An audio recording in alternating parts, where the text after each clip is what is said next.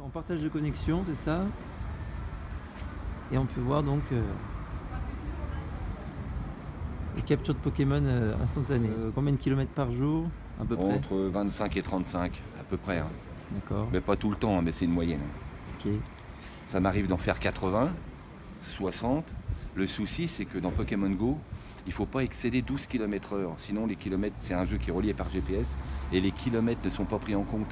Donc si je fais 60 km, des fois je reviens à l'œil, il n'y en a que 1,5 km de comptabilisé. Donc ça fait, moi j'ai fait ma sortie, je suis content. Quand même encore pas mal de joueurs. Ah oui, il y en a, oui, il y a le vous noyau. les piquez entre vous, vous les piquez. Ah oui, oui, il y a le noyau. Il ne va pas t'aller de sortir, on ne va pas t'aller de le croiser. C'est vers quelle heure à peu près que tout le monde sort ici dans Trompes? Après le travail, après les écoles, après souvent le soir, surtout les week-ends.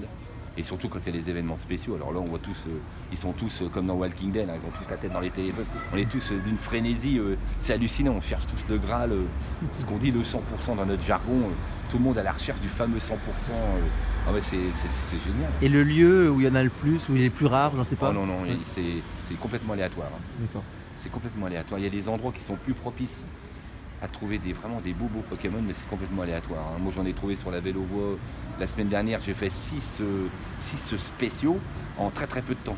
Alors qu'il y en a, ils ont déjà mis 1 an et demi, ils les ont jamais trouvé. C'est aléatoire. Ça peut être moi, ça peut être un jeune joueur.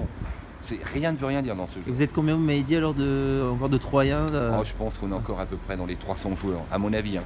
Peut-être moins, parce que c'est vrai que j'en vois moins. Mais je connais beaucoup de joueurs qui ont commencé au début, qui sont partis pendant 1 an et demi, et d'un seul coup, ah tiens, salut, tu vas bien? Ah j'ai arrêté, mais là, ça y est, je reviens. Et puis c'est bien, on se fait des potes, on marche, je me faisais chier à la maison, tout ça.